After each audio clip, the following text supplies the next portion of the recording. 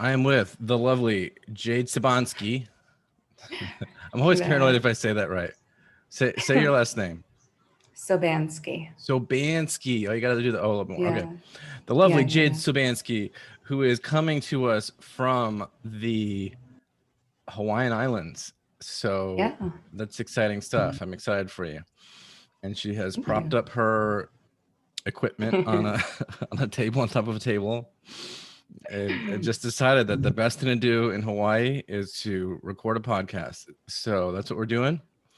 And I'm starting a new segment that I've wanted to do for a while, which I'm just calling Dreams. This one's Dreams with Jade. We'll do other dreams with other people. But yeah, so we're going to just talk about dreams, dream symbolism, how to interpret them, how to allow them to guide life in any particular way. And then I think that one thing is, like, some people are in denial of the relevancy of dreams or what they can do or what they can mean. But then it's one of those things that if you're in denial of it, it's going to direct your life, that way. The way of you, like, being in denial of a truth that's haunting you, so to speak. So the best thing to do is to accept the truth and deal with your dreams. And we're talking about specifically the kind of dreams that you dream at night. So right before we started recording, Jade and I were discussing potentially specific dreams, and Jade, you were saying that you had one or two specific dreams that, like, really caught your attention as to why they're more than just silly stories that we have at night. So back to your story, your dream story you were saying. Awesome. All right. And thanks again so much for having me on, Isaac. It's really cool. And for those of you that don't know, my name is Jade, and I have very strange dreams. This has been happening basically my entire life, some of which have provided instruction, some of which have provided confusion, all of which were pretty much never boring. Wow. Yeah, dreams are never boring. Like, they're always yeah, I don't know. If you remember your dream, I mean, I don't know. The only, if there's a boring one, it's one that you don't remember. But if you remember it, there's something to it. So you were giving an example of one that you had at some point that I guess caught your attention as why that they're more than just silly stories we tell ourselves in our sleep. Right. So at the time I was in real life, I was dating somebody, and his ex-girlfriend was 9 months pregnant. Wow. Yes. And she had told him that she was pregnant a month after they had broken up. I was told, And sounds like a telenovela. So he and I were under the impression that the baby was not his. And I remember having a dream, and I checked with him about timelines. I and, like, I was like, are you sure? Like, just tell me. It's not really something that you can lie about. So not for long. So we were pretty convinced that the baby was not his. Okay. And around this time, I had a dream that I was holding, like, this scientific punch card with gray streaks and black streaks, and, like, it was punched in a specific way, and I was holding up another punch card that I've never heard of a scientific punch card. Well, it's freaky because I must have seen it on a TV show or something, but it really looked like I was looking at legitimate DNA tests without having ever looked at them. Okay. And so I held up both of the cards and lined them up, and realized in the dream that, oh my God, wait, the baby is his and he doesn't know it. So it was kind of like in the dream, I was just shocked, like, oh wait, like, no, that's actually his kid. That's his kid. So I woke up in real life, and I didn't even tell anyone I had this dream. But then in a matter of weeks and months, it came out that yes, it was it was his child. Whoa. And I was reading that part of it wasn't sorceress. That part of it wasn't even weird to me. The weird part was that I got what an actual DNA test looks like, right? Whoa. So, I didn't even know they had punch cards. They're like, they have like little bars with dots and dashes on that. What was weirder to me was that I hadn't studied DNA up at that point. And then when I looked at what actual DNA goes into actual DNA tests, it seemed to line up pretty closely to what I'd seen in a dream. So that part made me feel a little sketch. A little sketch, a little like you're a witch or something. Not really. Yeah. I would never vote for burning you at the stake for that. I'm just saying that's quite magical. Wow, I don't have any dreams like that. Well, I have a lot of demon dreams, and I have a lot of what do you call them? I don't know. I have some experiences, but yeah, I'm trying to just think of like, that is, what would I say? Like, I don't know. There's a lot of examples of that in like cases of people, like even in schizophrenic states, where they would see certain visions that could only come through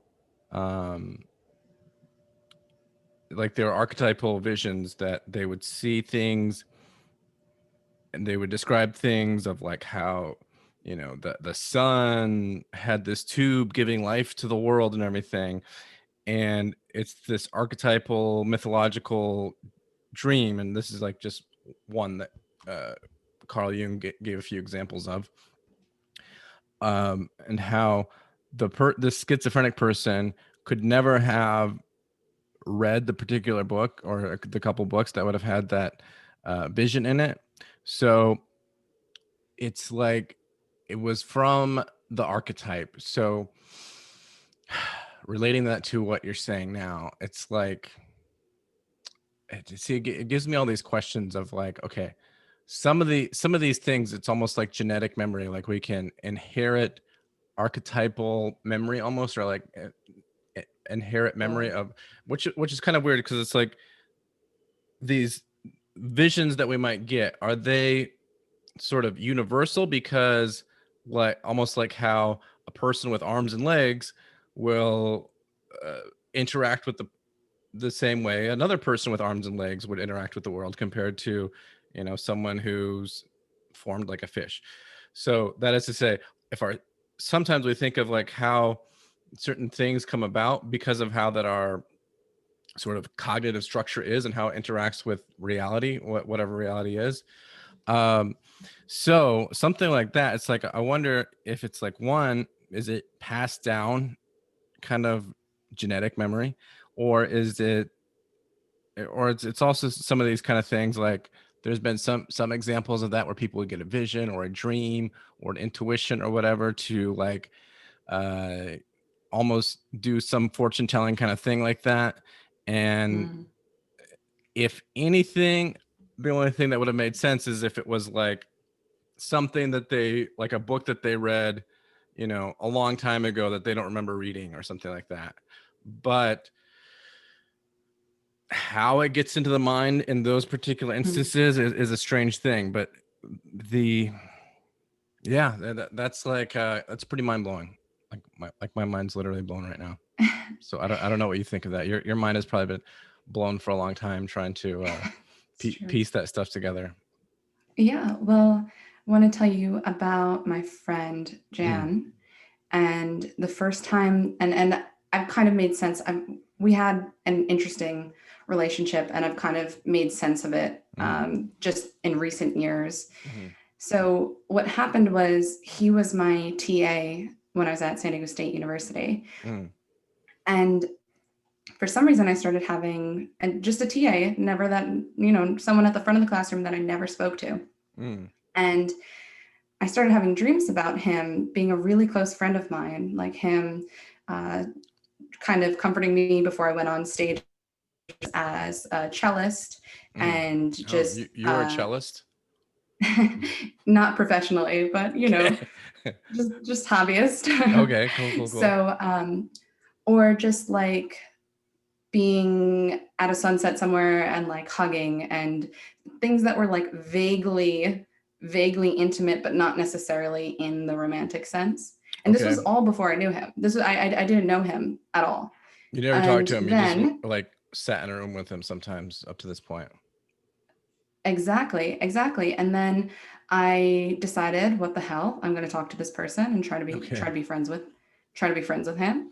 And so I asked him out, and he shot me down, rightfully so, because that's what good TAs do to their students, right? Well, did you tell him you had to because of your dreams? Absolutely not. But we did have a conversation once about dreams, both literal and figurative. Okay. So, which was really nice. Wait. And then, am I derailing you from your story, or are you still on the story? Okay. No, we're still on the story. It's going somewhere, I promise. Okay. So, he shot me down, and I was like, all right, cool, that's fine. And then we became friends, and in the years that unfolded, we ended up going through all those things that I was having dreams about. So we actually went to go see Jordan Peterson live, and they were playing classical music. And I was, we were both dressed up for the occasion. This was at the Balboa Theater in San Diego. And I had nervousness because I was going to ask Jordan Peterson for his signature on a present that I was making for somebody. And every aspect of it came true, where we became these close friends, and just other random things that are probably not worth explaining like that. But the way that my brain has rationalized this is that maybe there's some part of my brain that houses what's called mirror neurons, which are responsible for empathy. Right. Just kind of profiled this person when I looked at him, and then explained something that probably could happen as a vibe. So my brain probably picked up some vibe from him, and then was giving me dreams about it. And then those vibes just end up true because that initial guess of what this person would be like ended up playing out. Yeah. So a lot of things in life, they're like a feedback loop, where it's like we see something, and then it's a constant interplay between us projecting on it and the object projecting back on the subject. And sometimes that's consciously, and sometimes it's unconsciously. So and then sometimes we can resist it, and sometimes the more that we resist it, the more it like pulls us into what the subject and object have projected upon each other. And the subject object can be two people, or it can be sometimes it's like a person might somehow, for some reason, they think I'm going to have a car accident on in this area in this time, and then they're so paranoid about it, they have a car accident. Those kind of things happen. So this is the phenomena of, and I don't even know if there's like a terminology of it, but like the phenomena of dreams that tell us something literal in our life, because there's also the aspect of dreams that tell us things that are symbolic. And we talked a little bit about that, but the symbolic aspect is usually that of bringing about wholeness and bringing about like a completion or a unity of the self. And the tricky thing about, and this is kind of getting into some Carl Jung terminology and such, but the tricky thing about the unity of the self, or the coming to wholeness, is that we think of it often as a conscious unconscious thing, which it is, but it's also beyond that. And this is why that the terms like individuation can be confusing, because it is that coming to wholeness between your ego consciousness and your unconscious mind, but then it's also that to deal with that same thing in other people. In particular, their universal, collective unconscious, or their, and this is why that certain people probably have a natural attraction toward us.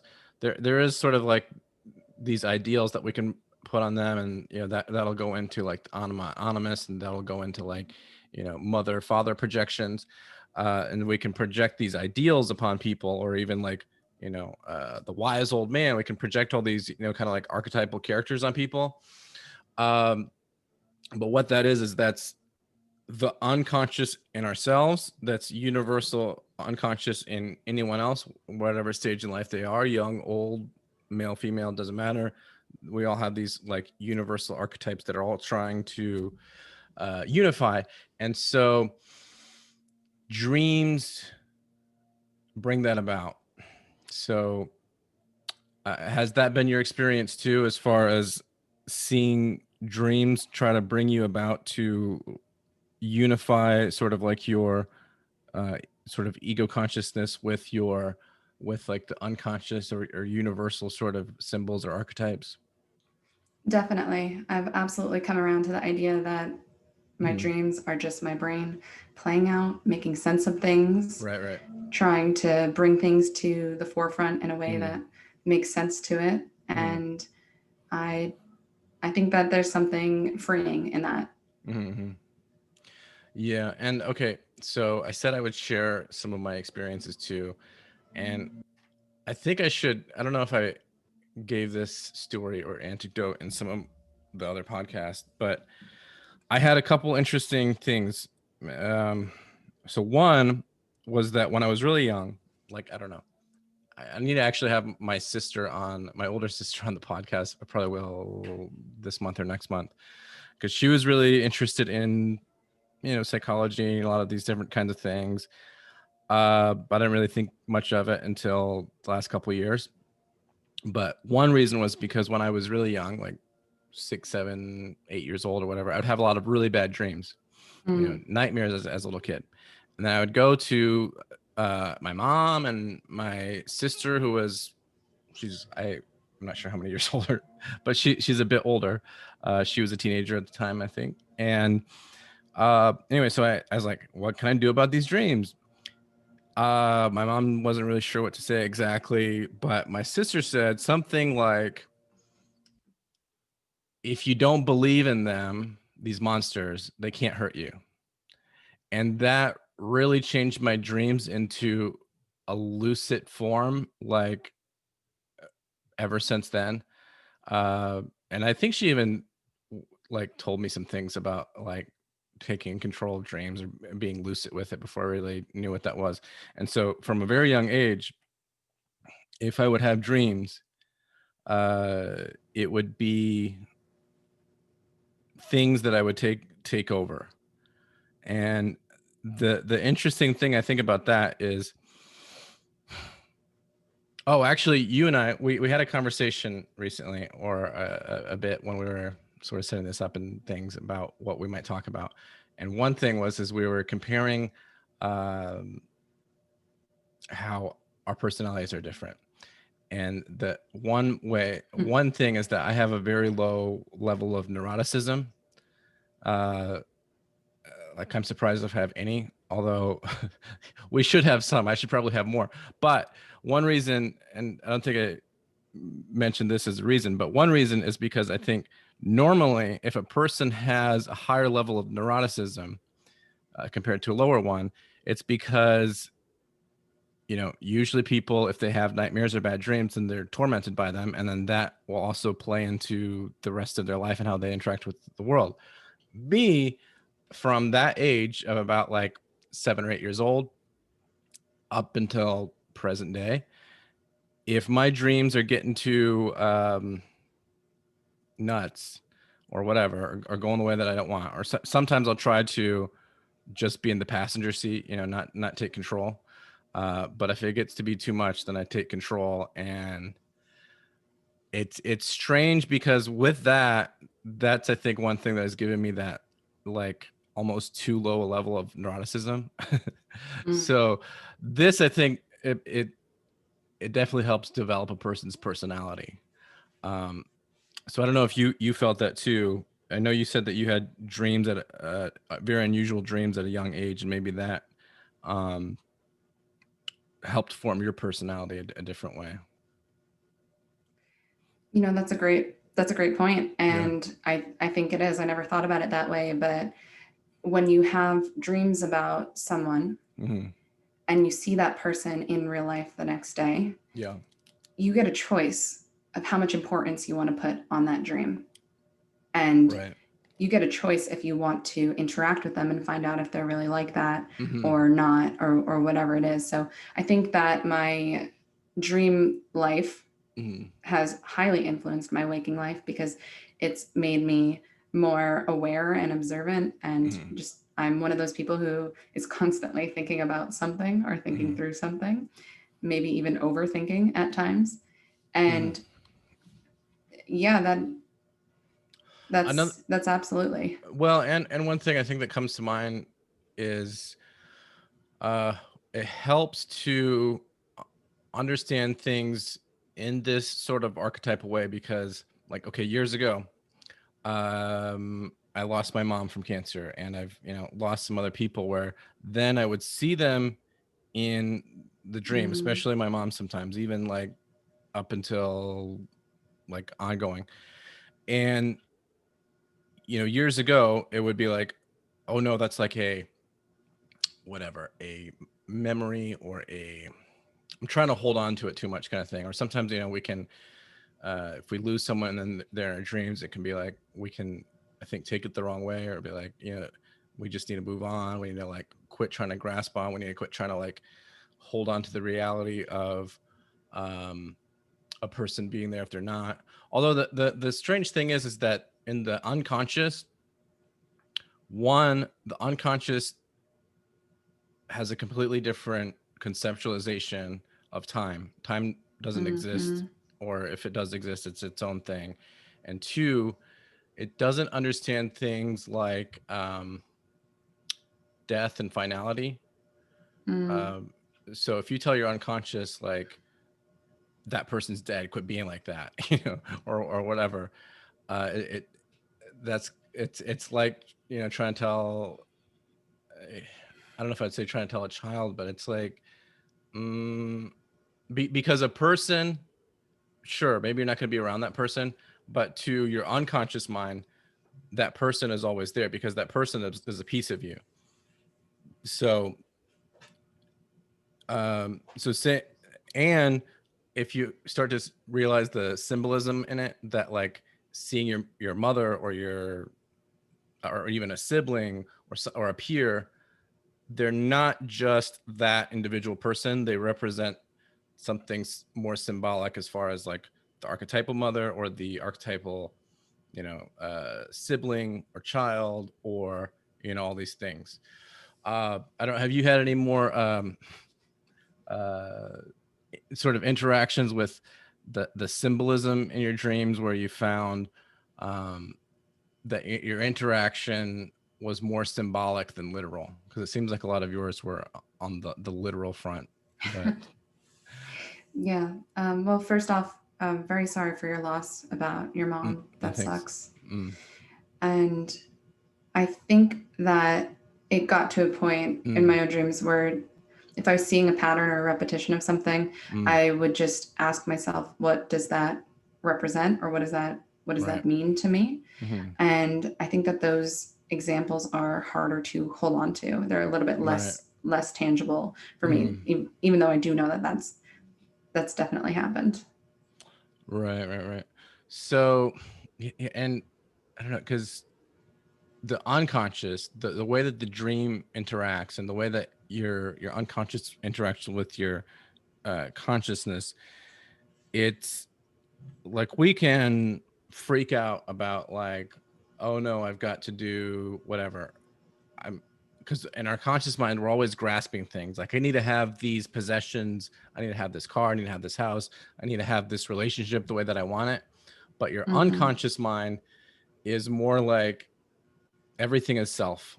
Everything, well, and that's like the archetypal self in sort of a Jungian term, meaning that like everything is this unity of what consciousness is. And so sometimes relationships will come and go, and that's unfortunate. And sometimes things will come and go, but it's all about the self that's underneath that. And it's all of this is about bringing about a different personality, because well, I don't know if I'd say a different personality, but we're like a hierarchy of personalities within each person. So those dream characters are actually characters within yourself. Then those battle out for supremacy.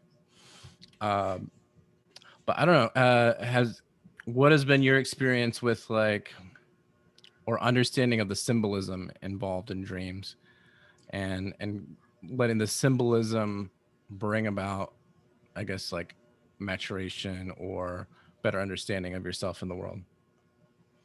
Well, I had a dream once that as of present, I have no children in real life. Okay. I'm not married, no not kids. That you know of. No, not that I'm aware of.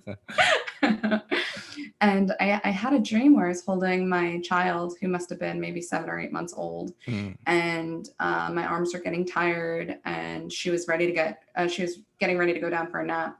And I was kind of turning around and pacing, and then a man who I assumed was in my family was like, "Oh, I could take her from you if you want."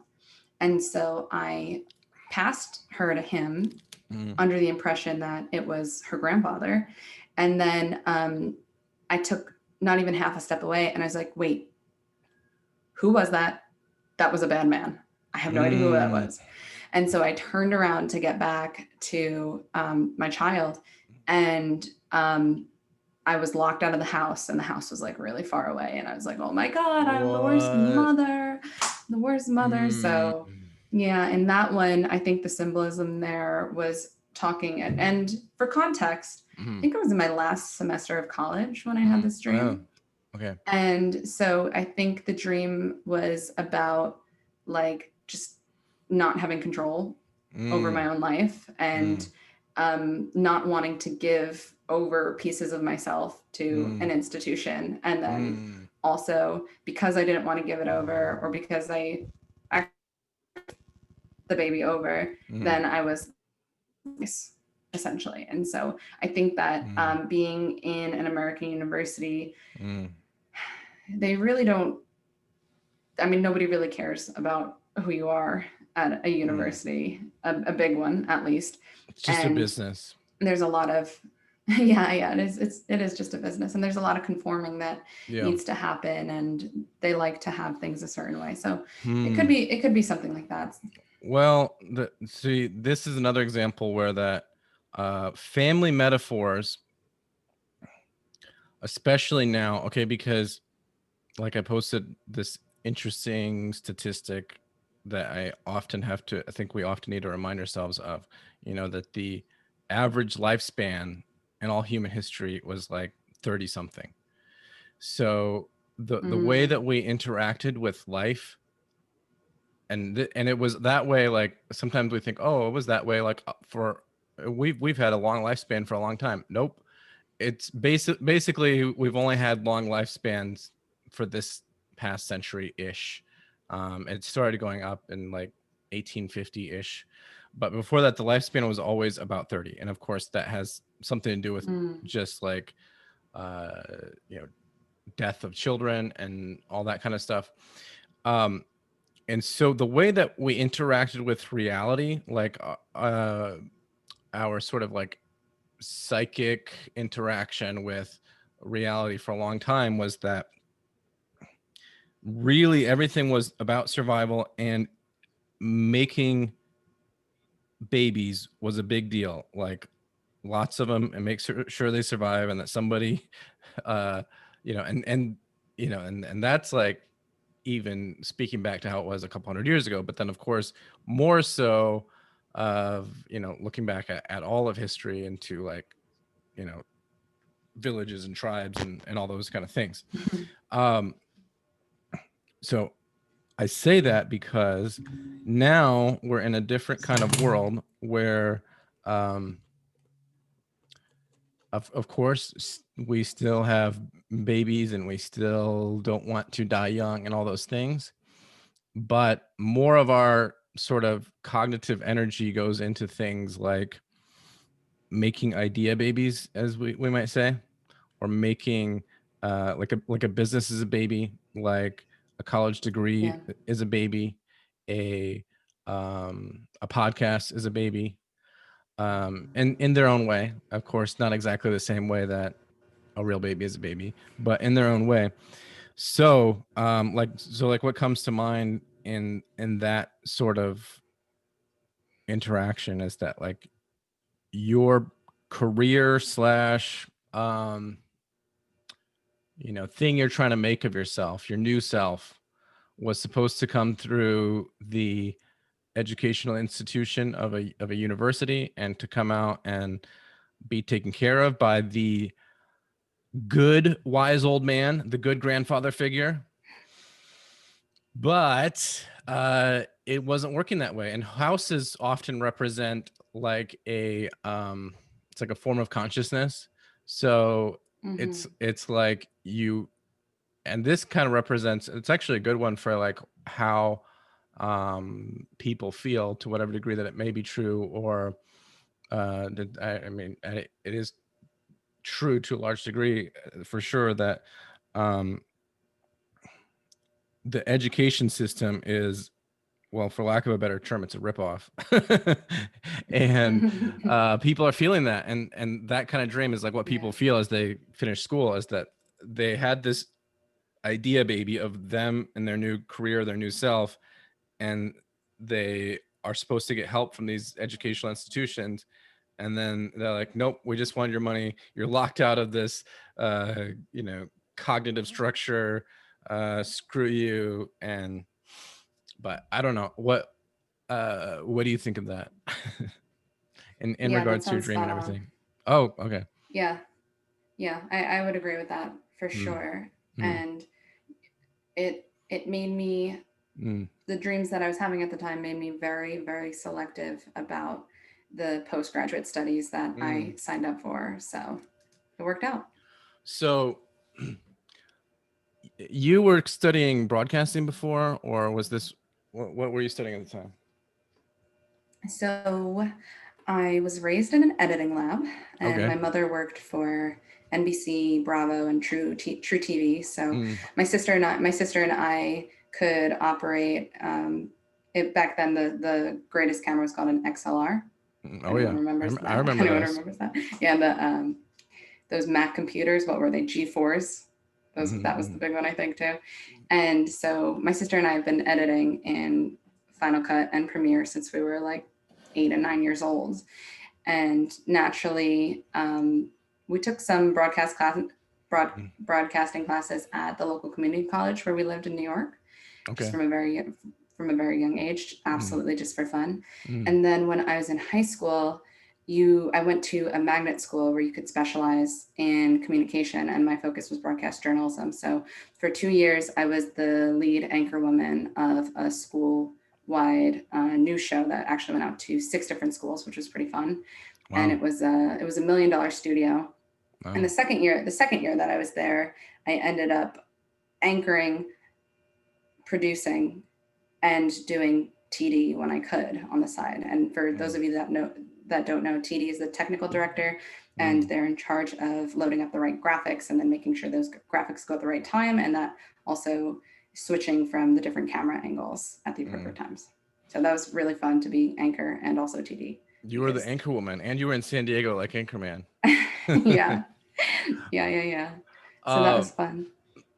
So I don't know. The reason I asked though is because you were on one career path, and but since then you went toward a different career path. And it sounds like it was after college, after that dream, like you were considering to go into I'm not trying to like get into like a fortune teller mode or anything, but you were like going down one career path, and then in that range, a bit after that dream, the career path changed from like more broadcast focus to the somatics that we talked about last time. Yeah. Yeah, I think that's right. The funny thing is, when I look at my life now and what the work that I'm doing, I was trying to make everything else this. So when I look closer at my life, even the broadcasting stuff that I wanted to do, every story that I wanted to do was about neuroscience. My final piece was neuroscience and a study of sleep, and I produced an hour-long special about teaching people about the different brain waves that you go through and 90-minute cycle of sleep and stuff like that. Wow. Hey, Barry. Yeah. For those listening at home, Barry just jumped on Isaac's lap. On my desk, yeah, he does that. So cute. So cute. Yeah, so I think that I've always been dancing in this somatic world, but I was coming at it, I tried coming at it from a few different angles, and then finally landed on where I'm at now. I'm just curious, like, do you feel like the broadcasting side was more almost like something handed down to you? Like, you know, like there's a lot of stories about how like somebody will have felt like they need to get into medicine because their parents were both doctors or something like that. Do you think it was kind of that way with you, that yeah, you did have some real interest with broadcasting, but it was more of something that was like a dynasty, something handed down to you from the previous generation? I've been in love with neuroscience since I was 9 years old. Oh yeah. And I felt that the show would be a platform to blast that out. And I've also done a lot of other things that kind of suited me for the role, because I place in the 99th percentile for extroversion. Yeah. And that's kind of rare for a high school student who's typically maybe a bit more timid or shy or whatever. And yeah, it was just a classic case of humans doing what they know. Right. And an opportunity presented itself, and they and something opened up, and I auditioned and I got it, and it was wonderful. It was definitely a great experience, and it definitely was me trying to be a mini version of my mother. Mini version of your mother. And nothing wrong with that. I'm just thinking about this whole like change in direction that happened then, because those things I think will often happen. Okay, so like a little bit about, I don't know, a parallel of mine. One, psychology type things were always around me, you know, just my sister being involved in it. And then my dad actually got his degree in psychology, although I think a lot of it, excuse me, a lot of the reason that I do what I do sometimes excuse me, is more of I'm a little bit of a rebellious person. So even if I felt like excuse me, even if I felt like I'm drawn toward psychology, I'm like rebelling against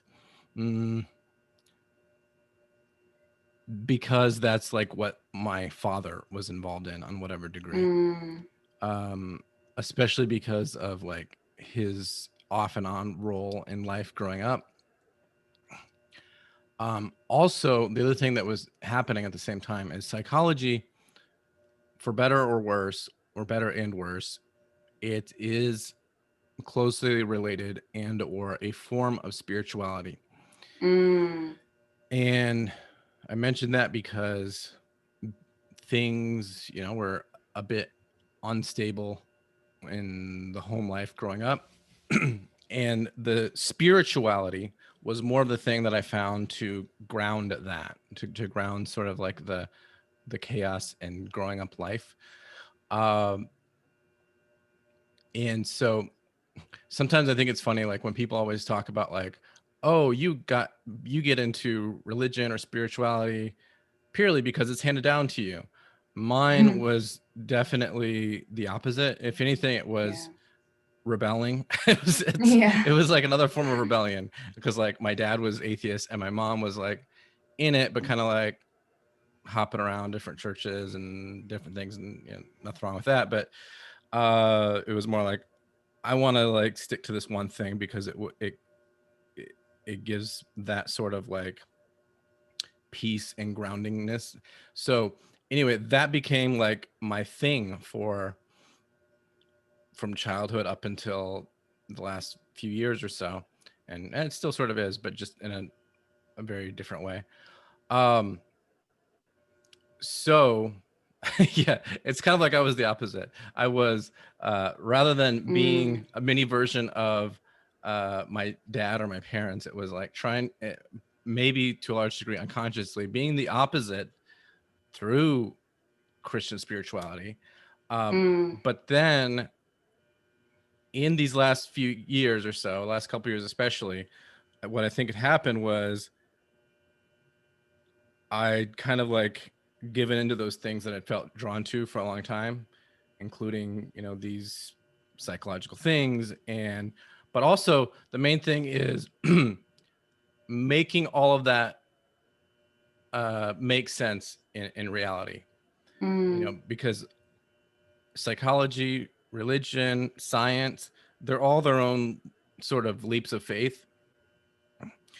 So what I'd been coming to do is figure out how to make all of those leaps of faith have some real like ground underneath them, or some reality, figure out what that reality is, because in a way everything's a leap of faith to some degree. So that's life, and it always pulls us in different directions, and it works through symbols, it works through dreams, and it works through you know, just like psychology and religion have similar symbolism or symbology, and then that pulls us certain ways, and same thing with our parents and our families. They are those archetypal symbolic figures, and we have those relationships with them. So the relationships we have with those in our real life is going to play out in our dream life, and that forms who we actually are, because we're both these conscious and unconscious beings.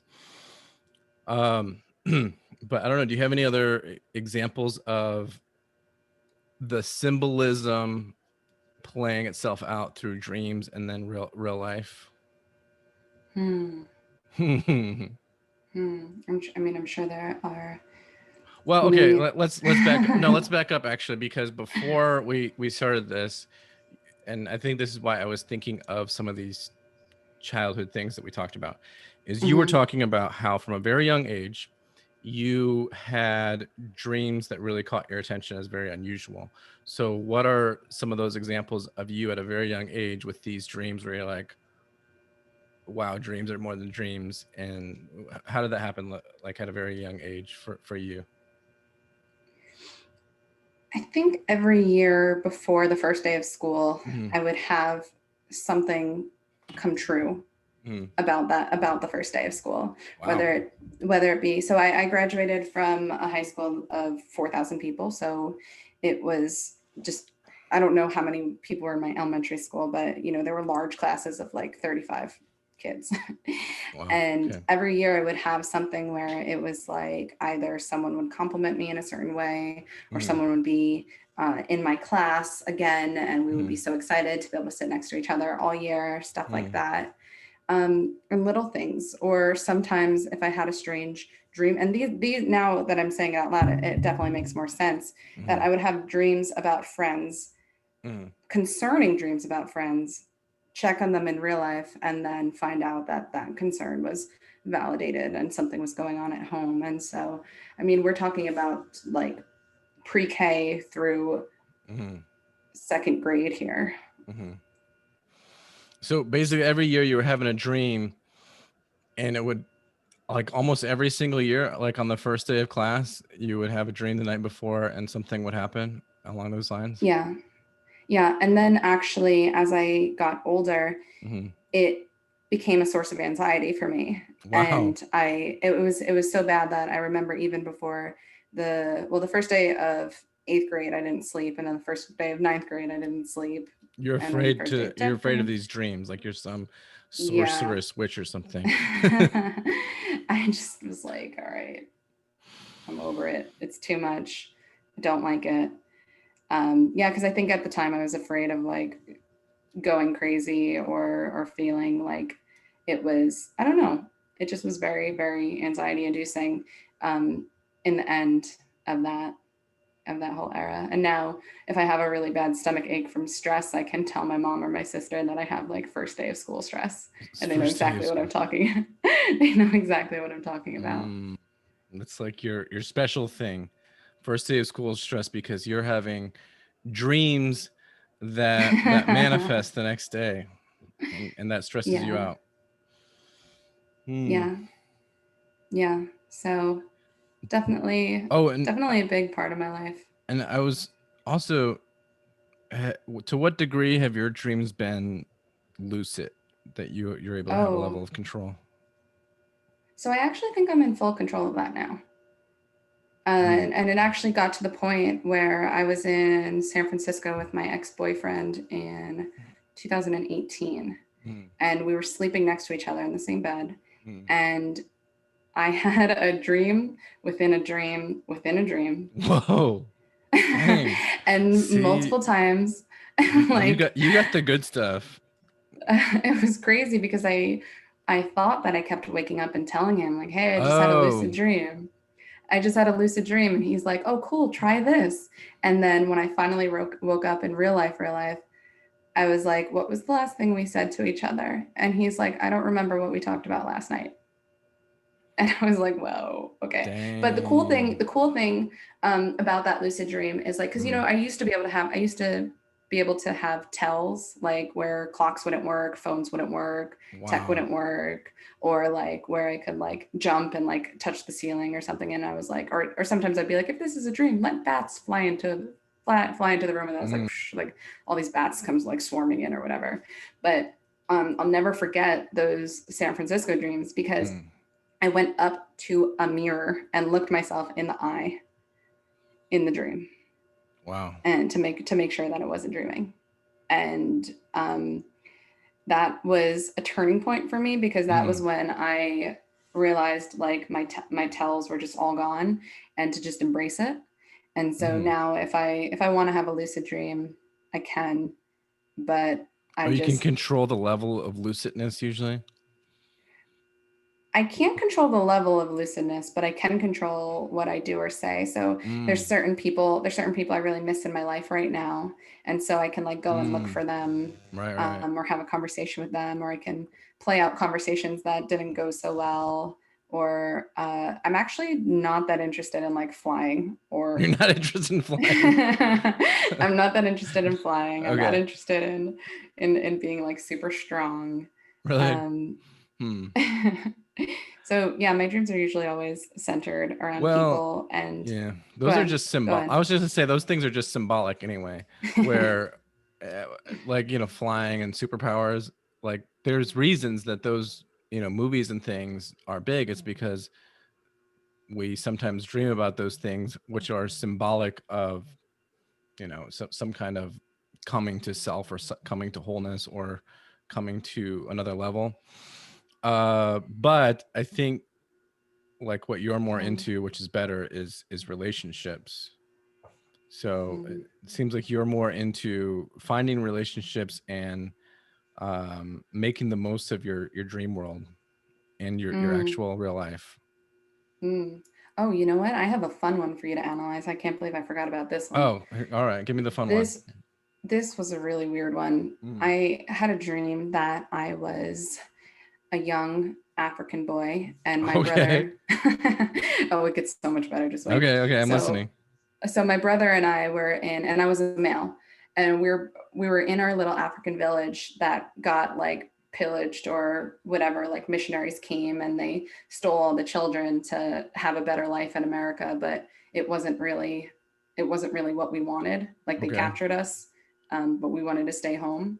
And I was younger than my brother, and we go to America, and he was angry about what happened. So he went down on a bad path and was like struggling in school, getting into gang violence and all this stuff.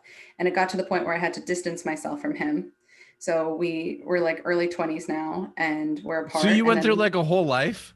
I went through a whole life, Isaac. Wow. I went through a whole You were life. like a little boy in Africa and you grew up. So now you're a young adult African boy. Well, now we're yeah. So I try and like steer him on the right path. I had to take the morning off after this one. It was too weird. Okay. So after waking up from this one. So we're like early 20s, and I'm trying my hardest to like get him on the right path, give him another chance, like give him money, like let him stay with me, all this stuff. And then You're talking about your African brother? Yes. And I'm African too. Yeah. And so he's not really getting on the path, and it gets to the point where my girlfriend is like, you gotta like just let him do his own thing, like just step away. Away. That's what he needs. So I step away, and like a year passes or 2 years pass in the dream. And in the dream. Wow. I don't think I ever have, or it's very rare that I have a lot of time pass in my dream. This was like a 30-year dream. It was ridiculous. 30-year dream. Wow. And so I'm so impressed. I'm so jealous. I don't know if you are. So I finally, like, the anniversary passes of the day that we got abducted. What? And he like, you know your abduction anniversary in the dream? God, it was September 12th. And so okay. So so he comes back into my life, and I feel like he's changed, and my girlfriend is like, he definitely hasn't changed. And he ends up killing me, and I die, and that's how the dream ends. And you wake up then? And I woke up. Does that happen to you a lot, where the end of your dream and you waking up is your death, or how? No, sometimes I have dreams where I die and the credits roll. What?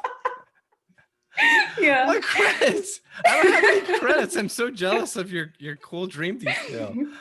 Yeah. And are you actually able to read the credits and be like, oh wow, this person worked on production, and that person worked on lead gaff or lead whatever.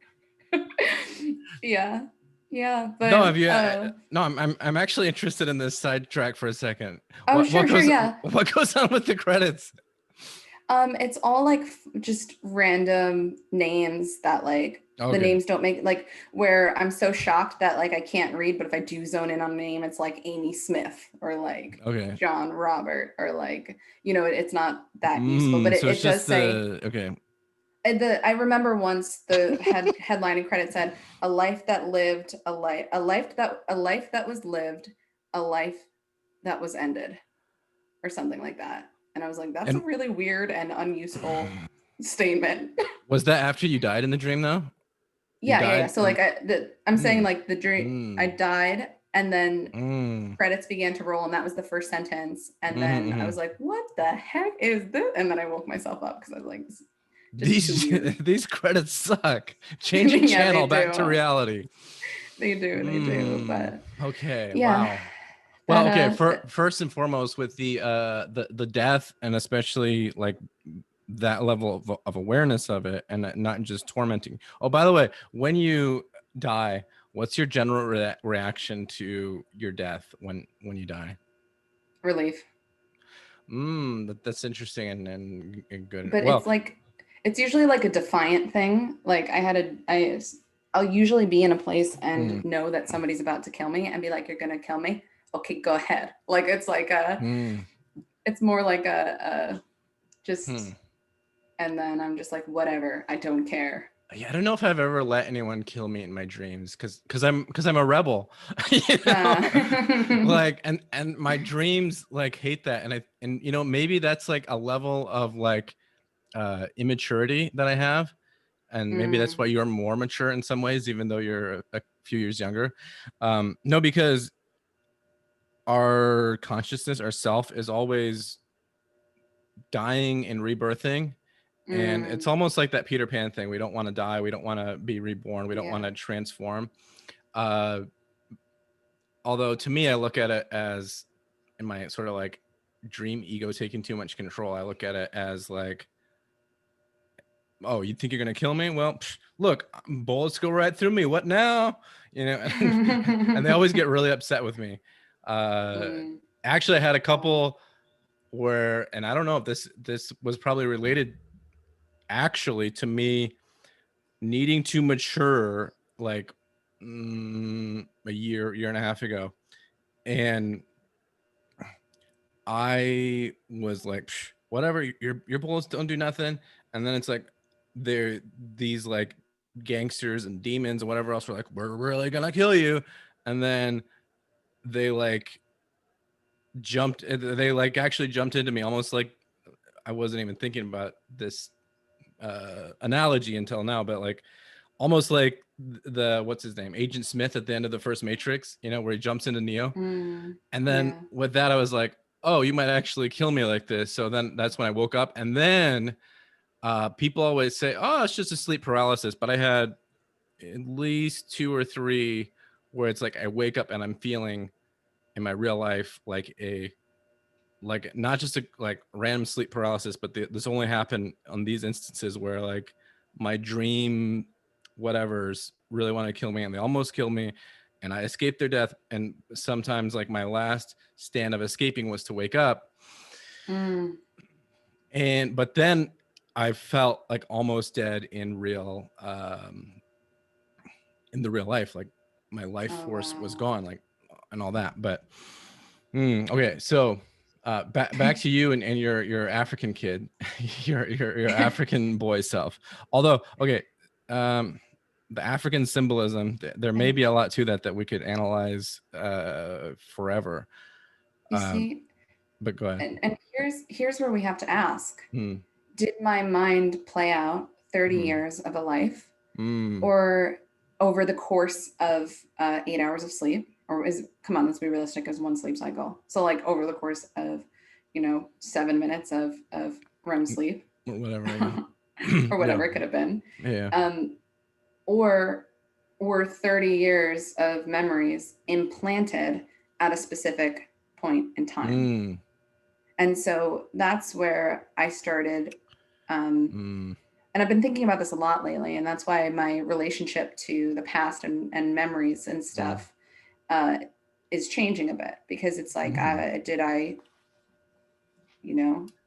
when is that a memory I've had for 8 years, or is that a memory of 8 years ago that has just been planted into my consciousness? Well, so that's an very interesting point, I guess, is that you use the word implanted, like you had these things implanted, but I think the reality to it is it's more like we're full of potentialities that come unlocked.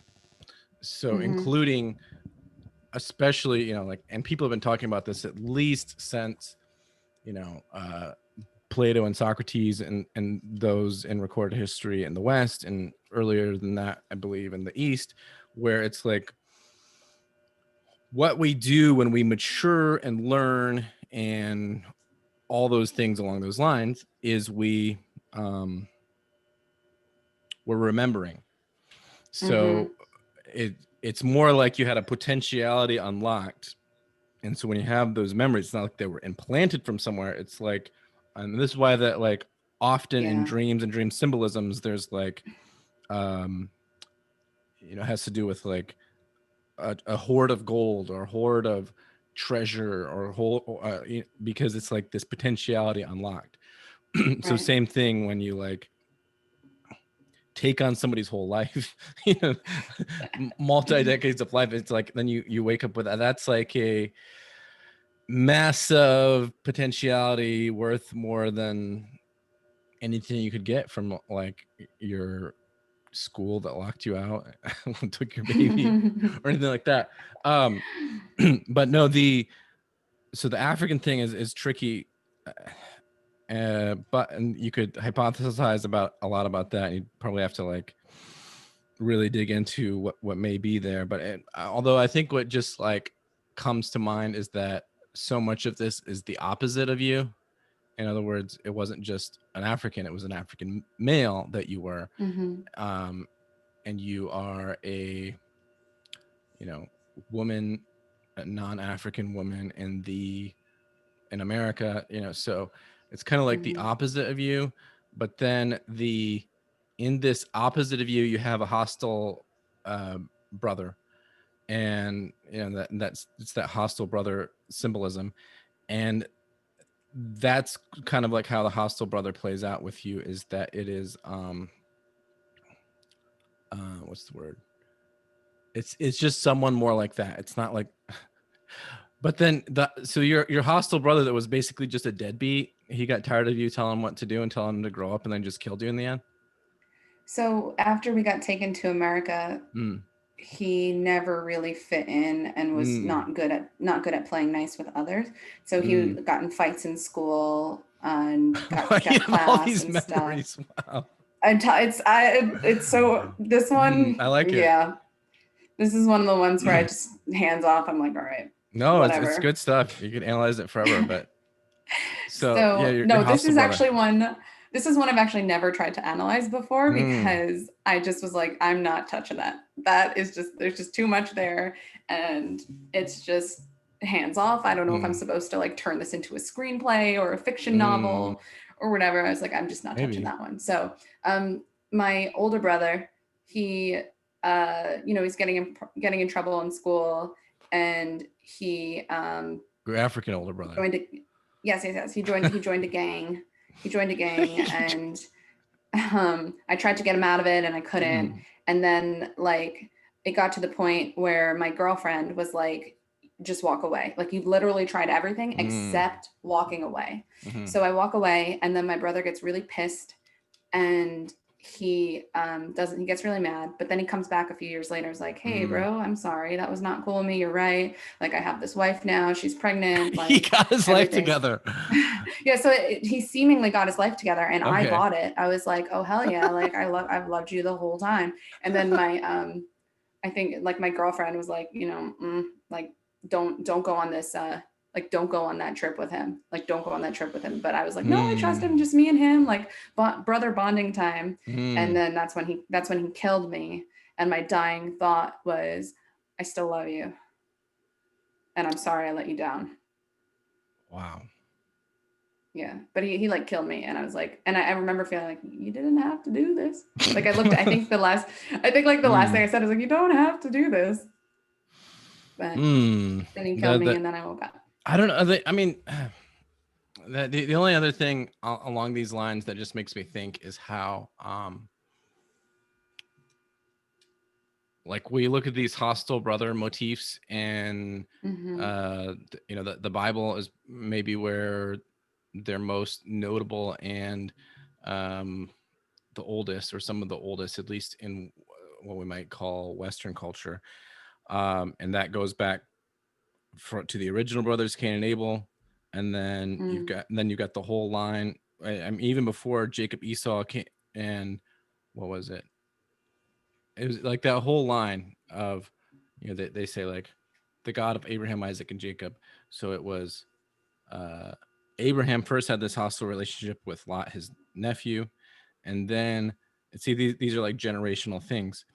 So then Isaac had this hostile relationship with that which became at least the history that we're told, the hostile brother of Isaac was Ishmael, I believe, who became the progenitor of the Muslim religion.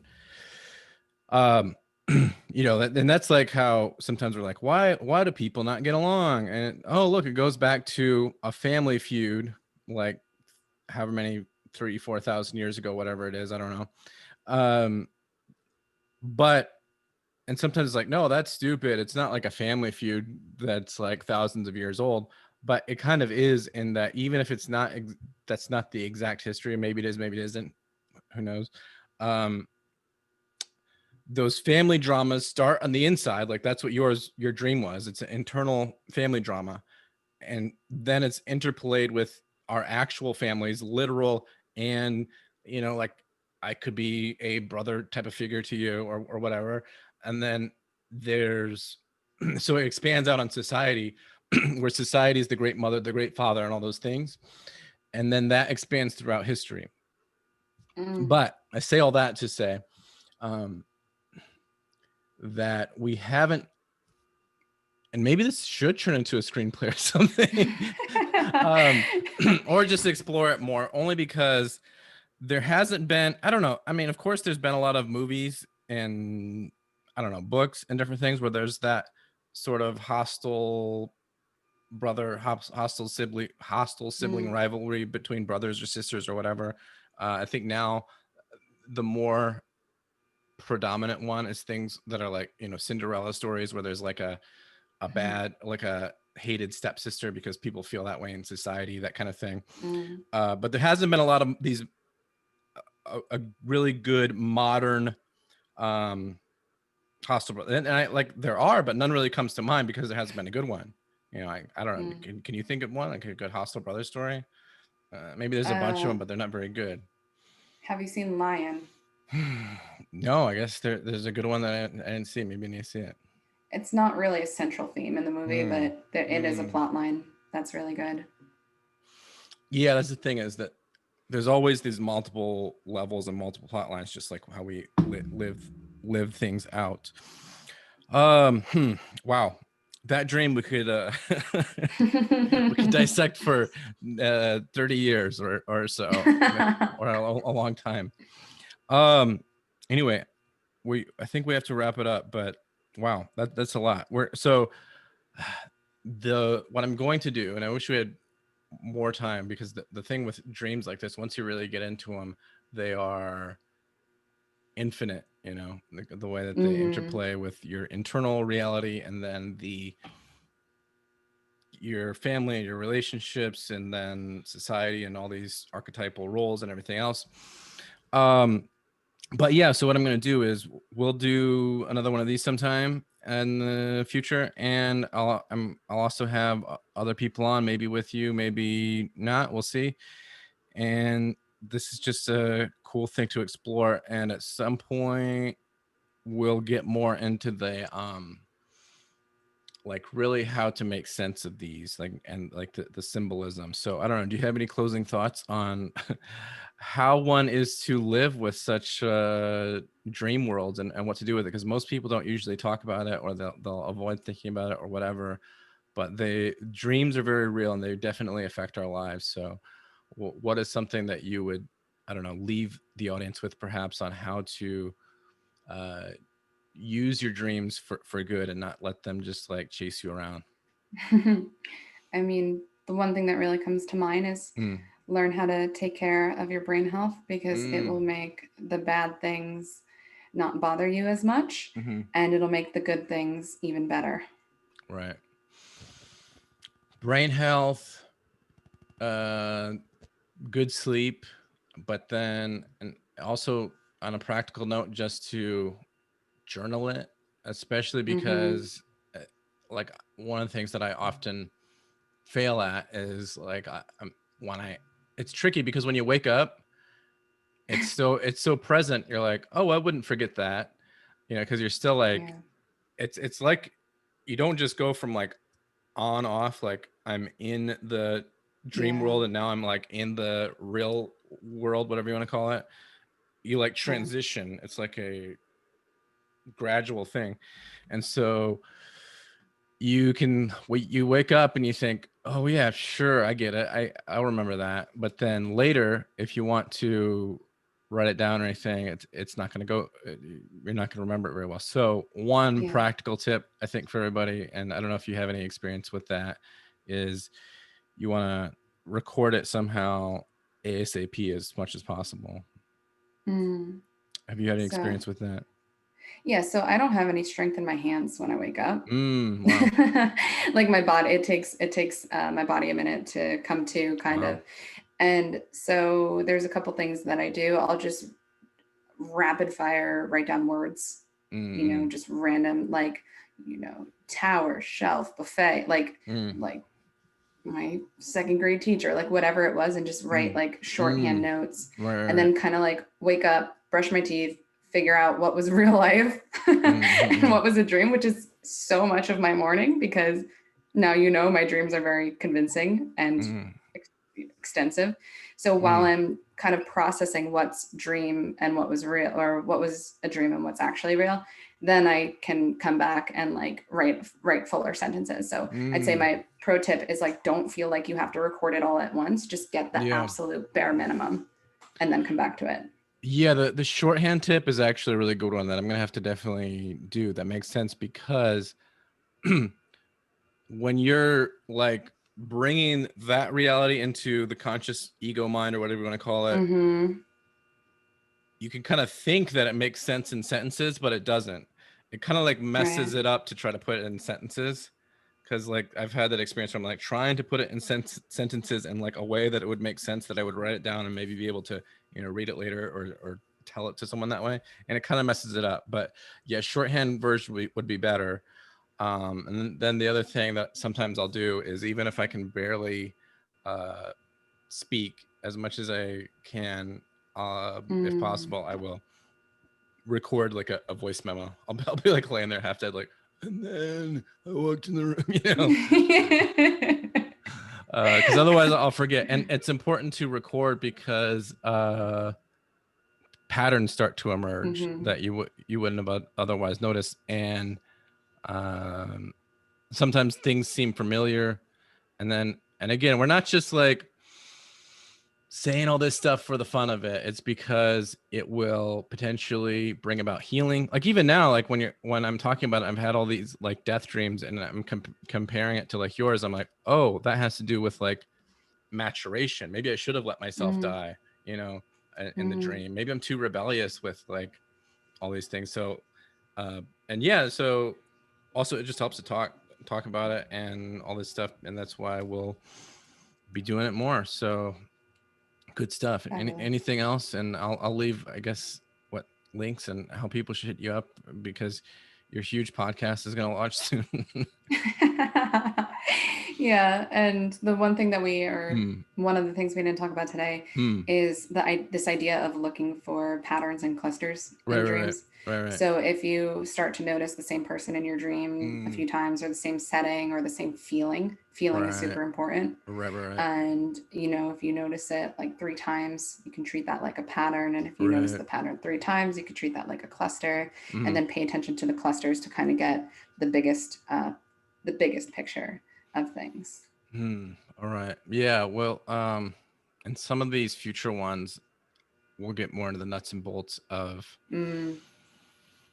what things, how to deal with those different realities and the different symbols and the different things that like clusters and things that are like standing out, and what it might mean. And but usually it's that it's mostly just because okay, we're closing, but like I had this thing, I was gonna post it but I forgot, but it's like one of those ideas of that like life would be so simple if like the parents were always the parents and the kids were always the kids, and everybody always just stayed the same role. Like that would make life sunshine and rainbows in some ways. But what makes life difficult is that like these archetypal roles of the family roles of being a child, being a parent, being, you know, a mother, father, you know, even like a male will sometimes be a mother figure in some ways. A female will be that authoritative masculine role in some ways.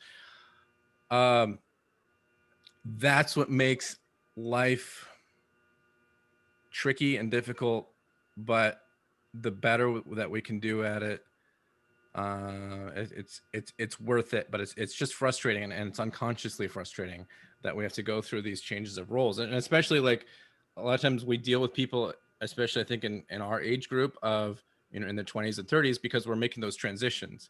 So like if you just deal with somebody who's like a teenager, as much as they might want to be like, I'm a big person, I can do what I want, they're kids. And then if you're dealing with somebody who's in their like 50s ish and 60s ish, they're now in that authoritative role, whether they like it or not. But people in their 20s ish up to like 30s, maybe early 40s, they're in that transition, which is the like most difficult part of life. And I feel like the transition kind of happens earlier, but I don't know, it's tricky. That's a whole other ball of wax to get into is that whole transition of life. But that's what's happening in the dream world. So right. Anyway, it seems like you had something that you thought about that, and then we'll wrap it up. No, I was just saying that's spot on, and thank you so much for having me. Yeah, anytime. So we'll do it again. And yeah, I'm glad we worked out all the technical issues and we made this happen. And sorry if I took any minutes away from your Hawaiian adventure, but I'm glad that you're doing well, and we'll see you around in the archetypal world. Woohoo! Awesome. Right. Thanks so much, Isaac. All right. Take care.